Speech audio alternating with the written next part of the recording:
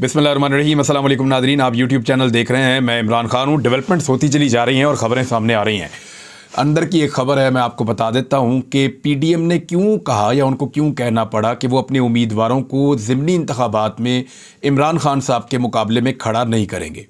यानी वो वैसे तो ये कह रहे हैं कि जाओ अकेले ही लड़ो, सुनिया हो जन गलियाँ तो मिर्ज़ा यार फेरे, इस किस्म का प्रोपेगेंडा कर रहे हैं, इस किस्म की चीज़ें कर रहे हैं।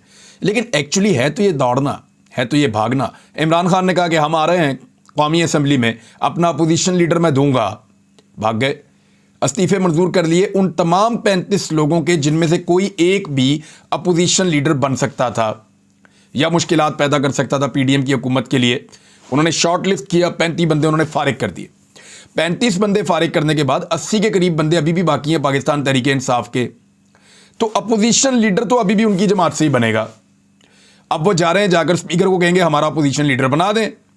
स्पीकर के पास दो ऑप्शन है, या तो उनको 60 से 65 इस्तीफे मजीद मंजूर करने पड़ेंगे या फिर पाकिस्तान तहरीक इंसाफ के किसी मेंबर को अपोजिशन लीडर कबूल करना पड़ेगा राजा रियाज की जगह पे।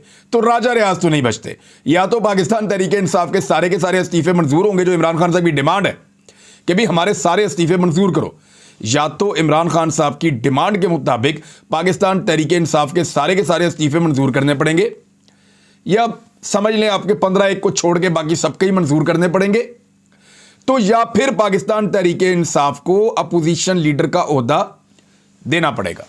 दोनों में से एक काम करना पड़ेगा।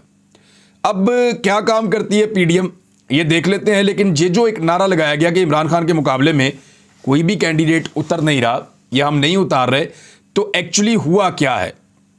ये जो 35 नशिस्तें हैं ना, इनमें 2 खवातीन की हैं, एक आलिया हमजा साहिबा की है और एक कमल शोजब साहिबा की है। इन 2 खवातीन ने बड़ी मुसीबत डाली हुई है पीडीएम को, और इनके बारे में एक ख्याल था कि अगर ये अपोजिशन के तौर पे वहाँ पे असेंबली में आएंगे तो मुसीबत पैदा करेंगे, लिहाजा इन 2 से तो पहले जान छुड़वाओ।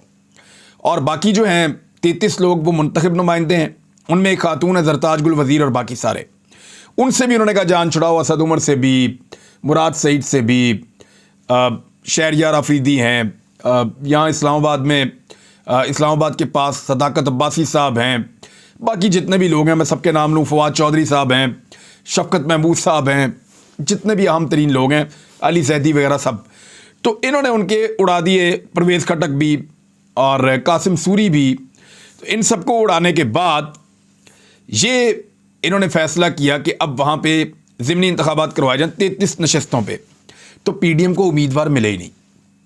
हुआ ये कि पीडीएम के जितने पोटेंशियल कैंडिडेट हैं उन्होंने इंतखाब लड़ने से इनकार कर दिया है, क्योंकि इंतखाबात आगे करीब आ रहे हैं और मुश्तरका कैंडिडेट देने का नुकसान हो सकता है, क्योंकि तमाम पॉलिटिकल पार्टीज़ ने आने वाले दिनों में अपना अपना इलेक्शन लड़ना है। फजलुर रहमान ने, एएनपी ने, नून लीग ने, पीपल्स पार्टी ने, सब ने अपने अपने उम्मीदवार खड़े करने हैं। अगर इस वक्त वो मुश्तरका उम्मीदवार खड़ा करेंगे तो उसका फ़ायदा उस उम्मीदवार को अगले इंतखाब में भी हो सकता है। और दूसरी बात यह है कि उम्मीदवारों ने खुद ये कह दिया है कि हम क्यों पैसा लगाएं, यानी ये गैर यकीनी सूरत हाल है। हमें नहीं पता कि ये जो आप इलेक्शन करवाने जा रहे हैं ज़िमनी 33 नशस्तों के ऊपर, अगर ये इलेक्शन होते हैं, अव्वल तो शायद ये इलेक्शन हो ही ना, और अगर ये 33 ज़िमनी इलेक्शंस हो जाते हैं तो इनके अंदर जो उम्मीदवार खड़े होंगे पीडीएम के, उन सबको ये है कि उनको मुकाबला करना है इमरान खान के साथ। और इमरान खान की जो जीतने की शरह है वो 80% की है, और अगर वो 80% जीत जाते हैं तो इनमें ज़्यादातर हार जाएंगे। तो हारने के लिए तो कोई भी इलेक्शन नहीं लड़ता। इससे पहले इन्होंने चुन के वो नशिस्तें निकाली थी जहाँ पे पाकिस्तान तहरीक इंसाफ बहुत कमज़ोर थी, लेकिन इसके बावजूद वहाँ पे इमरान खान साहब ने 80% से ज़्यादा नताइज दे दिए। और अब तो वो नशिस्तें निकाली हैं जहाँ पे पाकिस्तान तहरीक इंसाफ उनमें बहुत सारी सीटों पे मजबूत है। तो इमरान खान साहब को यहाँ पे कैसे हराएंगे। कैंडिडेट इमरान खान साहब का मुकाबला करने से नंबर 1 घबरा रहे हैं, नंबर 2 उनके दिमाग में ये है कि एमएनए अगर हम बन जाते हैं, अगर बन भी जाते हैं, इमरान खान को फ़र्ज़ करें हरा दिया किसी ने और धांधली हो गई और इमरान खान हार गए, या वैसे भी किसी ने इमरान खान को हरा दिया, तो वो कितने अरसे के लिए एमएनए बनेगा, ये सवाल उसके दिमाग में है। 10 दिन के लिए, 15 दिन के लिए, 50 दिन के लिए, इससे ज़्यादा तो हो नहीं सकता, मैक्सिमम 2 या 3 महीने के लिए। तो 3 महीने के लिए एमएनए बनने के लिए क्या कोई शख्स इतना पैसा लगाएगा जितना पैसा एक इलेक्शन के ऊपर लग जाता है? तो इसका जवाब भी मनफी में आया। एक तो गैर यकीनी सूरत हाल के अंदर कोई इलेक्शन लड़ना नहीं चाहता, दूसरा कोई इलेक्शन के ऊपर पैसा लगाना नहीं चाहता, तीसरा कोई अपने पॉलिटिकल करियर को खराब करना नहीं चाहता, पॉलिटिकल रिकॉर्ड को, और चौथा इमरान खान का मुकाबला करने से भी घबरा रहे हैं। तो इसका हल उन्होंने ये निकाला, क्योंकि पिछली मरतबा जो मार पड़ी है, बेहतरीन उम्मीदवारों को चुन के इन्होंने निकाली थी 11 नशिस्तें, उनमें 9 के ऊपर इलेक्शन हुआ था। बेहतरीन जो कुट पड़ी है उसके बाद उम्मीदवारों ने लड़ने से इनकार कर दिया। तो अब पीडीएम ने उसका बहाना ये निकाला कि जी हम तो मैदान ही खुला छोड़ रहे हैं। भाई अगर आपने करवा दिया है तो ज़िमनी इलेक्शन लड़ें। अब अगर आपने मैदान खुला ही छोड़ना है तो पंजाब और खैबर पख्तूनख्वा में इमरान खान साहब ने असम्बलियां तहलील कर दी हैं, आप वो मैदान भी खुला छोड़ दें और इमरान खान को अकेले इलेक्शन लड़ने दें। यानी पाकिस्तान तहरीक इंसाफ अपना कैंडिडेट दे दे खैबर पख्तूनख्वा में सारी नशिस्तों पे, और पंजाब में भी दे दे सारी नशिस्तों पे, और पीडीएम कहेगी जी इमरान खान अकेले ही इलेक्शन लड़ ले, क्योंकि उसने हमारी मर्जी के खिलाफ असम्बलियां तहलील की हैं, क्योंकि वो हमारी मर्जी पे नहीं चलता, लिहाजा हम सारे इलेक्शन के अंदर आ ही नहीं रहे। यानी असम्बलियां तहलील कर दी इमरान खान ने, हम इलेक्शन लड़ नहीं रहे। ये कहते फिर अगर यहां नहीं लड़ना 33 नशिस्तों पे तो वहां क्यों लड़ रहे हैं? बात यह है कि यहां ना लड़के कुछ गुजारा तो हो जाएगा, लेकिन वहां ना लड़के बेड़ा ही गर्क हो जाएगा, सियासत ही तबाह हो जाएगी। लिहाजा अब उनके कैंडिडेट नहीं है तो उन्होंने बहाना लगा दिया कि जनाब हम तो लड़ना ही नहीं चाह रहे। एक्चुअली वो इमरान खान का मुकाबला नहीं करना चाह रहे, और पीटीआई ने तो अपना स्लोगन भी ले आए हैं। उन्होंने कहा कि अब सिर्फ इमरान खान बल्ले पे निशान, अब सिर्फ इमरान खान बल्ले पर निशान, ये अपना एक स्लोगन बनाया है पाकिस्तान तहरीक इंसाफ ने, जिसमें वो इलेक्शन लड़वाएंगे इमरान खान साहब को 33 नशिस्तों से अगर इस पर इलेक्शन हुआ तो। दूसरी जानिब इमरान खान साहब जो है वो बार बार ये कह रहे हैं कि अप्रैल में इलेक्शन होने जा रहा है, और उन्होंने कहा कि हुकूमत अप्रैल में इलेक्शन करवाने पर मजबूर हो जाएगी। पाकिस्तान तहरीक इंसाफ के चेयरमैन ने, वैसे इन्होंने इमरान खान साहब ने लोगों को मायूस नहीं होने दिया इतने लंबे अरसे तक। पीटीआई के चेयरमैन इमरान खान ने अपने बयान में कहा कि इस वक्त 2 महीने भी बहुत दूर लग रहे हैं, मेरी पेशन को यह है कि जो भी हो जाए ये हुकूमत अप्रैल में इलेक्शन करवाने पर मजबूर हो जाएगी। ये हुकूमत ऑक्शन से आई है, इलेक्शन से नहीं आई। ये इनको लेकर आए हैं और लाकर इनको बैठाया गया है। वो तो सबको पता है कि कैसे एस्टेब्लिशमेंट ने जोर लगाकर रजीम चेंज ऑपरेशन करवाया पाकिस्तान में, और उसके बाद इनकी हुकूमत बनाई गई है। और अब उसी एस्टेब्लिशमेंट के खिलाफ जिनके बूट पॉलिश किए गए थे, एक नया बयानिया कैसे बन रहा है मैं आपको नेक्स्ट वीलॉग में बताऊंगा, लेकिन क्योंकि यहाँ पे मेरे पास बताने के लिए बहुत कुछ है वो मैं आपको बता देता हूँ। इमरान खान साहब ने दोबारा मैदान में उतरने का फैसला कर लिया है। डॉक्टर्स के मुताबिक अगले हफ्ते उनका जो एक आखिरी प्लस्तर बचा है टांग के निचले हिस्से पे, जो दाईं टांग पे लगा हुआ है, वो उसको भी उतार देंगे, और उसके बाद इमरान खान साहब वॉक करना शुरू हो जाएंगे और फिर वो मैदान में उतर जाएंगे और मुकाबला शुरू कर देंगे। गवर्नर खैबर पख्तूनख्वा ने असेंबली की तहलील की जो एक समरी उनके पास आई थी उसके ऊपर दस्तखत कर दिए हैं। लिहाजा अब खैबर पख्तूनख्वा में और पंजाब में आईने पाकिस्तान के मुताबिक 90 दिन के अंदर इंतखाबात करवाने होंगे।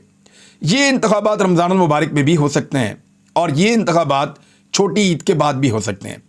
मेरी इत्तला के मुताबिक इलेक्शन कमीशन ऑफ पाकिस्तान ने इंतखाबात की तैयारियां शुरू कर दी हैं कि ये जो इंतखाबात हो रहे हैं, ख़ासतौर पर खैबर पख्तूनख्वा और पंजाब में, अगर वफाकी हुकूमत असम्बली तहलील नहीं करती, जिसके इम्कानात कम हैं, और वो ये कहते हैं कि पंजाब में और खैबर पख्तूनख्वा में इंतखाबात करवा दिए जाएँ और हम वफाक में हुकूमत में बैठे रहें, तो उसके लिए भी इलेक्शन कमीशन ऑफ पाकिस्तान को इंतखाबात की तैयारी करनी है, और उन्होंने तैयारी शुरू कर दी है।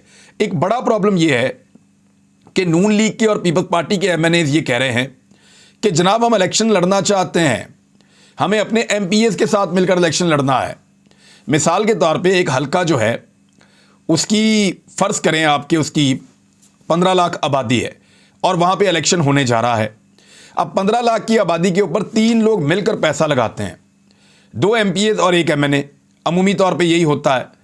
लेकिन अगर 2 MPs मिलकर अपना अपना इलेक्शन लड़के निकल जाते हैं तो बाद में जो MNA अकेला आता है इलेक्शन लड़ने के लिए तो उसको 3 बंदों का पैसा अकेले को लगाना पड़ता है। तो इस तरह MNAs के ऊपर बोझ बहुत ज़्यादा बढ़ जाएगा। वो डरे हुए हैं, वो कहते हैं जी इलेक्शन करवाना तो इकट्ठे ही करवा दें, अलग अलग ना करवाएं। अब इंतखाबात रोकने के 2 ही तरीके बाकी हैं, और ये दोनों तरीके मैं आपको बता देता हूँ। यानी किस किस्म के तरीक़ों से इलेक्शन रोका जा सकता है। पंजाब में और खैबर पख्तूनख्वा में कोशिश की जाएगी, एक तो कोई बहुत बड़ा हादसा हो जाए खुदा न खास्ता पाकिस्तान में, और ये हादसा अगर खुदा न खास्ता हुआ, पहले भी इस तरह के वाक़यात हो चुके हैं, किसी बड़े लीडर के ऊपर अटैक हो जाए कुछ इस तरह का वाकया हो जाए, दहशतगर्दी का खुदा न खास्ता कोई बहुत बड़ा वाकया करवा दिया जाए, हो जाए, या कुछ इस तरह की सूरत हाल बन जाए कि पाकिस्तान के अंदर हादसे के नतीजे में इंतखाबात मुलतवी होते चले जाएं, तो वो एक ऑप्शन ये हो सकती है।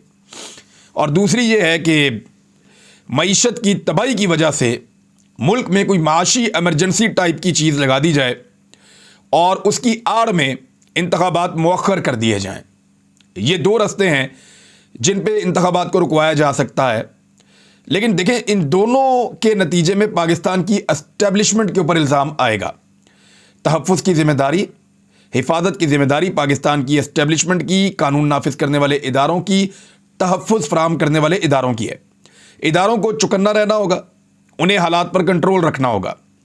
और इन दोनों में से अगर कोई भी एक चीज़ होती है या कुछ भी ऐसा बड़ा हो जाता है, तो इस मुल्क के जो करोड़ों लोग हैं, जो वोट डालना चाहते हैं, जो फैसला अपने हाथ से खुद करना चाहते हैं, जो बंद कमरों के फैसलों को तस्लीम नहीं करते, उन्हें बराह रास्त पैगाम क्या मिलेगा?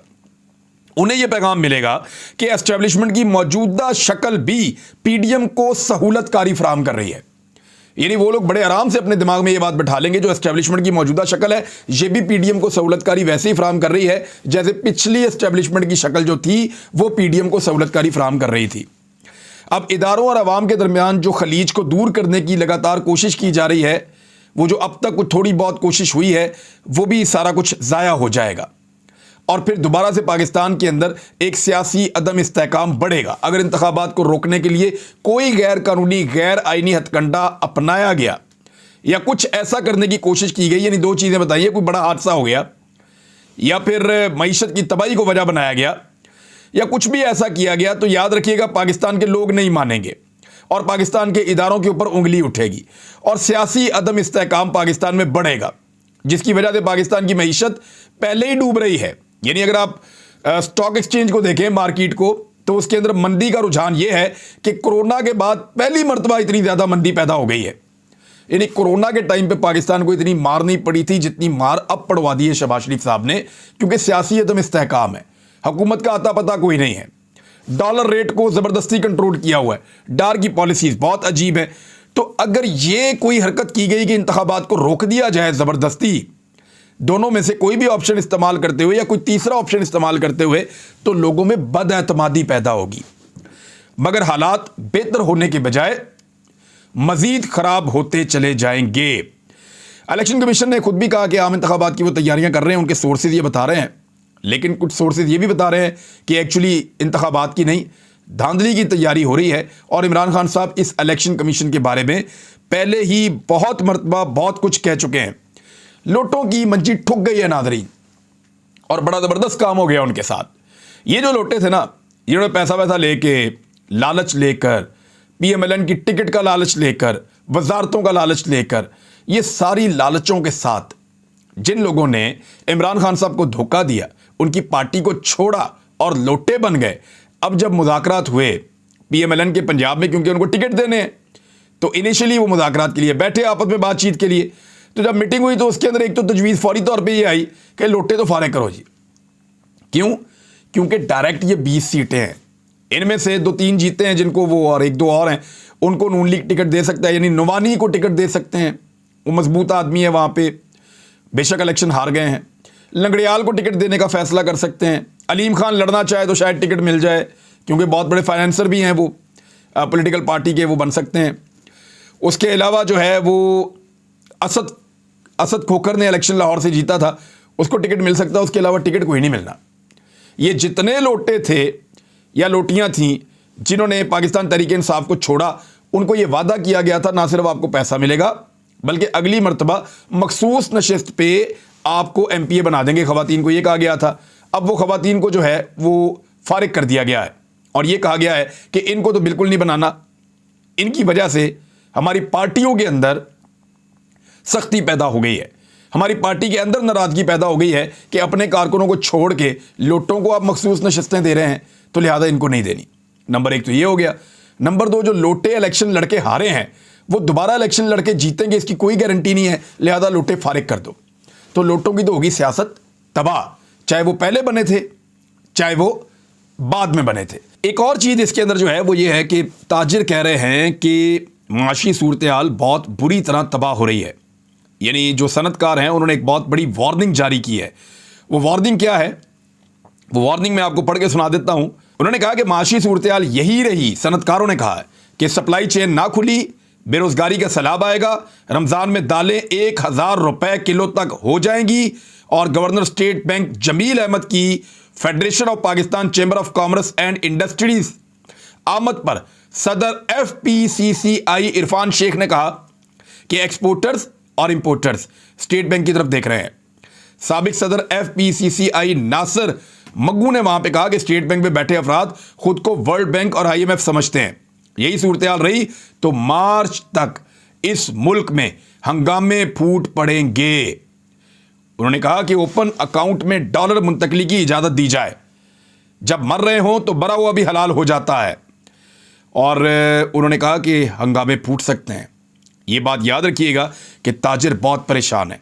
अगर महंगाई बहुत ज़्यादा बढ़ जाती है और ये हुकूमत कायम रहती है, आप सिचुएशन देखें, पंजाब में और खैबर पख्तूनख्वा में अप्रैल में इलेक्शन है, मार्च के अंदर खुदा न खास्ता पाकिस्तान में हंगामे फूटने की बात की जा रही है, मईशत लगातार तबाही की तरफ जा रही है, महंगाई लगातार बढ़ती चली जाएगी।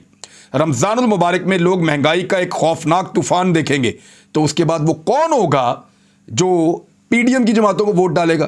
कोई भी नहीं डालेगा। ये निशाने इबरत बन जाएंगे। अब इससे बचना कैसे है? फौरी तौर पे इलेक्शन अनाउंस करके जितनी बचत होती है उतनी कर लें, वरना सहूलतकार अगर सहूलतकारी देंगे तो खुद भी फंसेंगे। अब तक के लिए इतने, अपना ख्याल रखिएगा, अपने इस चैनल का भी। अल्लाह हाफ़िज़।